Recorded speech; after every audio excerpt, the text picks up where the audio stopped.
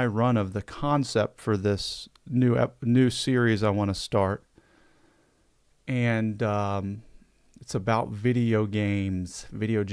Okay. The basic outline for the show that I want to have is I want to bring guests on, people that I meet from playing games. So I want to bring people that I've met, that I've played games with. I want to ask them what they're currently playing, why they're currently playing it, what attracts them to it. And then I want to ask them their video game history. So I want to know what was the first game they ever played, and then what games come to mind when you think about the trajectory of your life leading up to now. What is your timeline of video game history? Which ones had an impact? Why did they have an impact? What keeps them with you all these years? And the focus group that I'm doing this with, that I hope to do this with, is my guild on the game Everquest. So the reason this idea is attractive to me is because I'm currently playing Everquest. I've been playing it for a couple months, and it's a game that's, almost 30, it's 25 years old. So most of the people that play the game are my age or older. Most of the people that play that game enjoy a certain type of gaming experience, which I hope they'll be able to describe, because everybody has a different relationship to this game. I mean, it is one of the original MMORPGs, massive multiplayer online role-playing games, and it's somewhat archaic in comparison to the games that we have out today. So when there's thousands and thousands of opportunities to play high definition graphics, trigger finger gameplay, interesting storylines, the way that stories are told now is so different than it was 25 years ago. Yet there's a small subset, relatively small subset. I think it's pretty amazing. There's a lot. I mean, in my mind, there's a lot of people that play this game still, more than I would have thought. And those are the people I want to bring on the show to start with. I want to talk to the members of my guild. I want to ask them those questions, and I want to get to know them. And then hopefully it'd be something that you listening would enjoy. And if you're playing Everquest, I'm sure you'll enjoy it, because I mean, I wish there was more Everquest podcasts. I mean, I was part of the reason this is happening is because Zaid doesn't produce enough content to sate my appetite for people talking and playing Everquest. So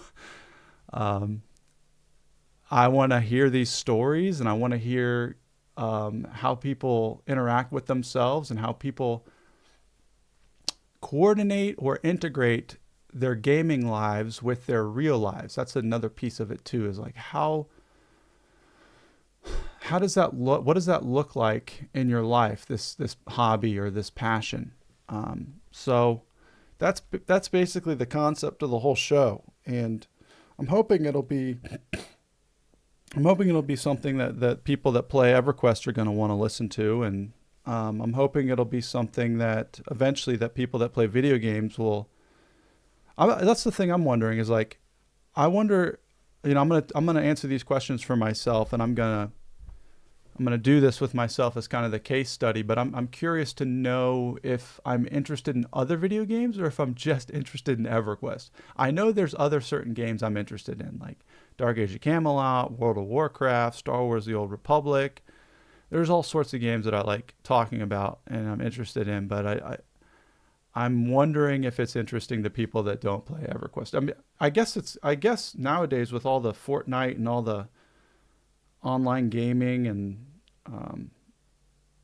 kids that are just like logging in and talking on voice comms all the time, I know maybe it would be interesting to get a perspective or to hear the experience of the people you're playing with, like to be able to pull up an episode of, like, say you play with War Dog 3049, every other week or every week or whatever, but you don't know anything about them. And it's like, I get connected with these people, and I find myself like I have these relationships with these people that I've never met, that's around this game that we're playing, and it feels like friendship. I get joy out of it. I'm interested in it. Yet I don't really know what's behind that person, like who they. I don't want to say who they are, but where they've come from, which is interesting to me. So the idea for the show, if I get Zaid's approval to use the name, I'd like to call it Faceless Friends, because we're going to start with the guild, and I think if it evolves and grows, it kind of makes sense for the content that we're talking about, or for the type of material we're doing. Faceless Friends, I don't know what any of these guys look like. So that's going to be interesting too, bringing them on the show if they accept the invitation. They want to do this podcast. Seeing what your friends look like, hearing what their lives are like, getting a little more depth. And there's a few names that come up. So I've been playing Everquest for a couple months, back in the saddle of it, and when we do raids, we're always on Discord, and we're speaking through our headsets while we adventure through these different areas of the game. And people are talking constantly, and people are cracking jokes, and there's certain people that are leaders, and then there's certain people that are aloof. And I've got my Discord thing turned on so I can see the names of the people when they're talking. And I found myself being interested in a few of these names, and then people on the Discord and that are talking throughout the day. I'm pretty active on the Discord, so there's certain people with certain sense of humors, or sense of or ways of being that are of interest to me that I'd like to invite onto the show and get to know more about them. People that, it's weird to say, people that I would consider my friends who probably have no idea that I exist. Which is, I think, most of us that play online games, or most of us that cruise the internet, is we're watching, we're observing.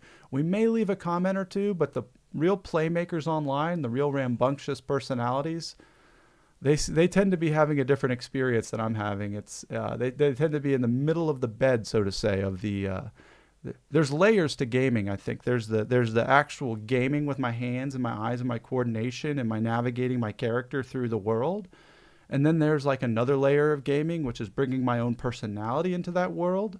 And some people create a personality for that world. Some people are different depending on what they're doing. Some people, like, I don't mind referencing Zaid's name because I know he's a public figure, but he's playing a totally different game than all the rest of us. He's a guild leader, so he's got to coordinate. He's got to lead people. He's got to do things he doesn't really want to do all the time for the betterment of these people around him or his own goals. And it's different than what I do when I log in and just type, I want to go hunt things and explore an adventure. Like, who wants to go? Like, it's very simple for me. There's not much politicking going on in what I'm doing. So I want to get to know some of these personalities, and I've got a few names in mind, and hopefully this week or next I'll begin the process of reaching out and seeing if we can get some people on the show. But to start with, I'm going to do myself here. I'm going to basically interview myself the way I would someone on the show. We'll see what comes up and what I end up talking about, and we'll call it a day. I'm going to go ahead and pause it now. This has been kind of like an intro. I'm going to pause it real quick. We'll do, and we'll be right back. Okay, so I'm currently playing the game Everquest. I've had an interesting experience with, so I'm playing a monk named Smouse, Smouse. It's just Smouse. He's a monk. He's an Ixar, which is a lizard person. He fights with his fists and one-hand blunt and two-hand blunt weapons. He can feign death, so I can, like, monsters can be attacking me and I can, like, pretend to pass out, and they all go away. And I'm in a guild called the Faceless Fury on the Teak server of Everquest. It's the 25th anniversary special rule set server where there's randomized loot. What else is there about that? No drop items. Like normally when you loot an item, like a really epic piece of gear or a weapon, Once you loot it, it has to stay on the character that looted it. On this server, you can freely trade all of those items. So most of those items. So that's what I'm currently playing. I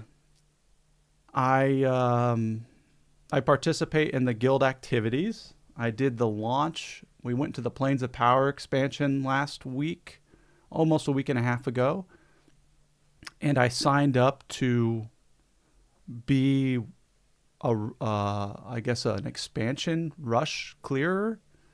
And through some miraculous way, there's 200, 300 people in the guild. Somehow I got put on the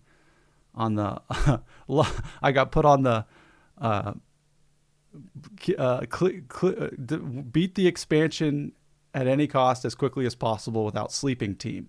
I want to call it raid team 1, but we really did it. We all did it together because there was other raids that did things to support the main raid. And I would not recommend anyone to do that. Like if you're going to go into a Plains of Power expansion launch, it was expected to take 18 to 24 hours to beat the expansion, and it ended up taking 29 hours. So I literally sat in this chair for 29 hours playing EverQuest, and it was one of the most challenging things I've ever done, and the most rewarding. It was miserable and awesome. Like maybe one day I'll talk about that experience because I've been coasting off. We did it. We completed the expansion in the fastest time ever, 29 hours, start to finish. We took a 4-hour break. 2 of those hours I had meetings, and then I was able to sleep for 2 hours and come back to clear to clear the Wrath Council and then clear the Plane of Time, which is the final level or the final zone of the expansion. So yeah, the reason I enjoy EverQuest is one, it's one of the first games I've ever played it's a game that I played that changed the way that where do I even begin about the effect EverQuest had on me? I guess I'll just start at the beginning. I was 9 years old. No, I was probably 11 years old. And I went over my buddy Jake's house. I would sleep over at his house every weekend, and he got the game, and he was playing it. And he had like a halfling, like a hobbit in Rivervale, and he was a rogue, and I was watching him, and it was really fun. And I ended up, for my bar mitzvah, getting my own computer. So I guess I was 13. And I might have been 13 and a half by the time I got EverQuest, because the first game I got with my computer was Quake 2. And then when I went to pick out the computer monitor for it, after my bar mitzvah was over, I picked out Baldur's Gate 2. That was the first game I bought with that computer. So it must have been maybe a month later that I got EverQuest. And it just was the best. You log in. It was before social media. It was before... it was at the time of like internet chat rooms. We're talking like year 2000. So AOL Instant Messenger. People, if you were interacting online with people, you were hip to the internet before it was popularized, I would say, before it was like on everybody's phones and tablets. The iPhone hadn't been out yet, I don't think. So logging into EverQuest was an experience because it was fully first person. And there were other people running around talking with personalities, playing this game, going on adventures, completing quests, having awesome items and equipment on them, powerful hero-like people. And you're just some random, for me, I was 13, a random kid just trying to make sense of this world. And because it's in first person, it creates this immersive experience, and you don't know what to do. I didn't know what to do, so I would have to talk to people to figure out what to do, and people would tell me what to do, and I'd group with people, and we'd go on adventures, and I'd gain levels and experience and equipment and items, and I'd see really cool stuff like griffins, like giant bird animals floating through an area and like killing people, and a high level like necromancer would show up with like a skeleton and just like take it down. And I remember the first time I saw I saw a hill giant, which is just a giant. And I'm just like, wow, dude, I don't know if I'd ever have the ability to kill one of those things. Because I was like a low level paladin and a low level shaman. And yeah, just the sense of adventure, the sense of anything's possible, the sense of assuming this character and interacting with other characters and going on adventures. And every time I'd log in, I never knew what was going to happen. You never knew what was going to happen. It was exciting. And if you died, you lost your corpse and your items. So you had to find a way to get back to the stuff. And it was, the tension was high. Like anytime I would zone in somewhere, I didn't know if it was safe or not. I didn't know if I'd be able to survive. So you kind of had to keep your head on a swivel. The music, that's EverQuest. And it was the first game that it was just like, I wish, I remember thinking when I was a kid, like if heaven was a real place, it would just be EverQuest all day, every day. So that was the first game that I experienced that had that type of grip. And I don't know if any game since has ever had that type of grip. So that's what I'm currently playing is EverQuest. And I'm playing with the Faceless, Fury on the Teak server, great guild. We are clearing and participating in content.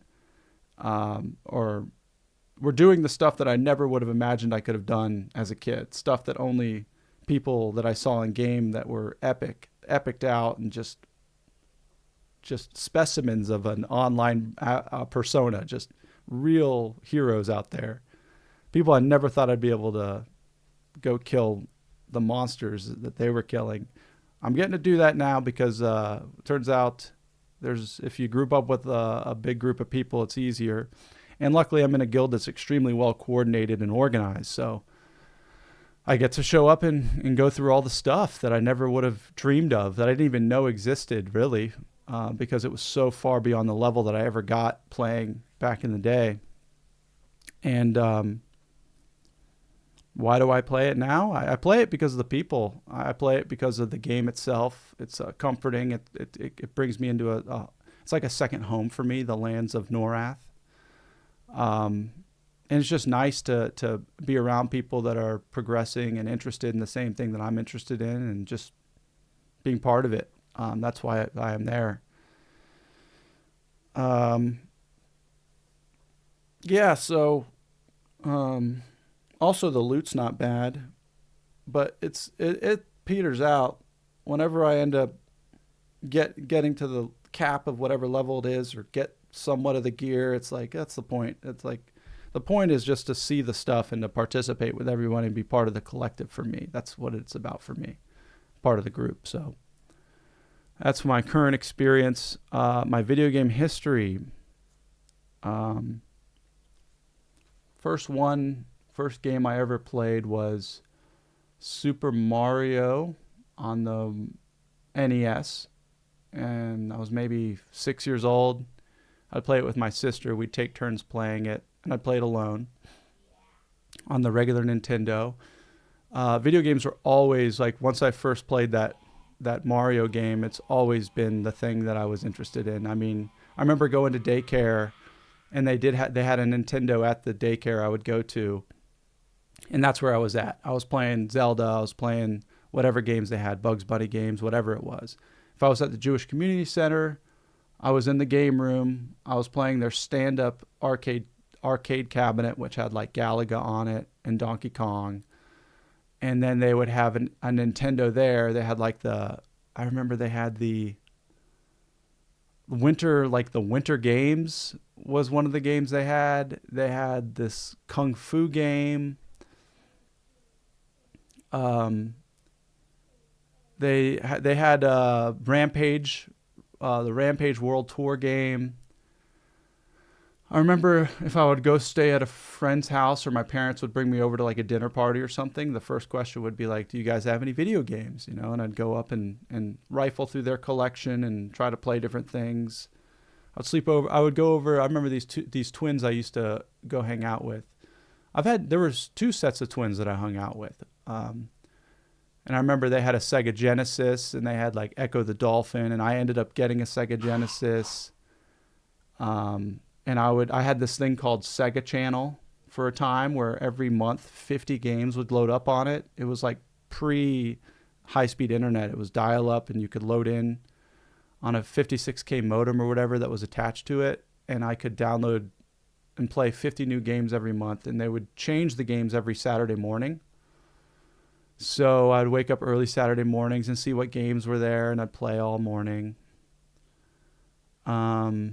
Ended up getting a Nintendo 64, played Super Mario like crazy, Banjo-Kazooie,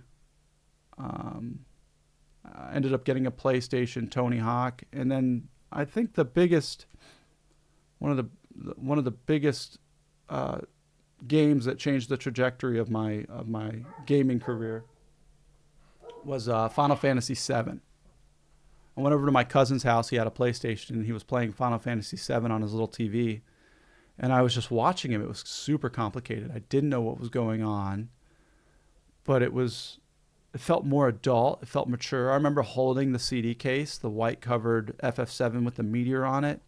And even as I'm speaking it, I'm getting chills. There was this feeling of I want to use the word truth. There was a feeling that there was something I didn't know about life that was in my hands. I might be just over exaggerating, but it really was one of those weird feelings. I don't know if I'll have another one or if they'll come up again in this conversation or this talk, but the life as I had known it was about to change. And I'm watching him play this game. There's numbers on the screen. He's having to like select actions to do. He's like deciding what he wants to do with his characters. It's kind of slow, but the characters are like, moving, and there's epic battle music. And then when they do attack, it's like, it looks so cool. It was like felt like a very mature experience, and did not have any context of games. Like, I didn't know what it was. I didn't know what an RPG was. And I was into computer gaming as a small kid too, like MS-DOS. Like I played Prince of Persia and Commander Keen and all these old, Jackrabbit games and Doom and Quake. Like I was hip to the PC stuff, but I don't think I'd ever encountered a role-playing game until Final Fantasy VII. And when I ended up getting the game, it was amazing. I mean, it was just, I was really into it. I looked forward to playing it. I carried the strategy guide with me everywhere. I'd bring it with me to school. I'd read it in between. I'd read it on the bus. I'd read it when I went poop. Any chance that I wasn't doing something else, or if there was downtime, I'd be thinking about or reading about Final Fantasy VII. And I worked through that game. I ended up beating the game. And just the story, really, just the connection that I felt with the characters, the connection that I felt with the world. It was just something I had never experienced before, and I think that kick-started my love for role-playing games. And then not long after that, Final Fantasy VIII came out, Final Fantasy IX. Not long after that, I got my first computer, and I got Baldur's Gate 2 because I was looking at the boxes at the PC gaming store trying to find a game that was like Final Fantasy VII. And Baldur's Gate 2 looked like it fit the bill. It looked like the next step of complication, I guess. It was like Dungeons and Dragons I'd heard about, I didn't know much about. The language on the box, the types of adventures it was describing, it felt like, because it was in the PC gaming thing, I was like, well, this is going to be even more badass than a PlayStation thing, because PC can do way more. And I remember holding that box and the same kind of feeling, thinking like, oh shit, it was like 5 discs. I used to buy games based on how many discs there were. Like, I remember I got Legends of Dragoon. I would buy whatever role-playing game I saw or rent it. Well, I wouldn't really rent. I'd buy them. It was actually, it was rare that Blockbuster had a lot of RPGs. But yeah, the amount of discs in a game was definitely an attractive force that made me want to buy it. I think Baldur's Gate 2 had 4 or 5. And so I got that and loved it. It was awesome. It was a totally different type of role-playing game because this was a game where as you're moving through the story and you're playing your character, number one, you create your character, so you get to fully create what type of adventurer you want to be or hero you want to be. And then once you load into the game, you have to select how you respond to the other characters that are interacting with you, and what you select changes the course or changes the story as it unfolds. So it's like a choose your own adventure, and you have to make moral decisions, and you have to wonder if, if I do this, could I potentially lose one of my party members, or what does it mean? Is the villain going to hate me more? Is it going to be more challenging? The choices had real consequences, and not to mention just the fact that what you're going to hear, how the person responds to you, will be different depending on what you choose. So Baldur's Gate 2 really sucked me in, and that was really, really a great time. And then not long afterwards, it was Everquest. And Everquest took over my life, really and truly. And from then on, it was always, I was always playing the newest massive multiplayer online role-playing game, because once Everquest hit and there was this, now the adventure was not just choose your own adventure with the game and the computer and the NPCs and the AI. Now it was a choose your own adventure with real people that you're getting to know, with real personalities. And that's been my preferred genre ever since. And Warhammer Online, World of Warcraft, Anarchy Online, any game that would come out that was an MMORPG, Dark Age of Camelot, I would try it, I would play it, and I would love it. Rift, that was another one. And that was basically it. The rest of my high school years was, I think after Everquest, once I stopped there, I moved on to Star Wars Galaxies.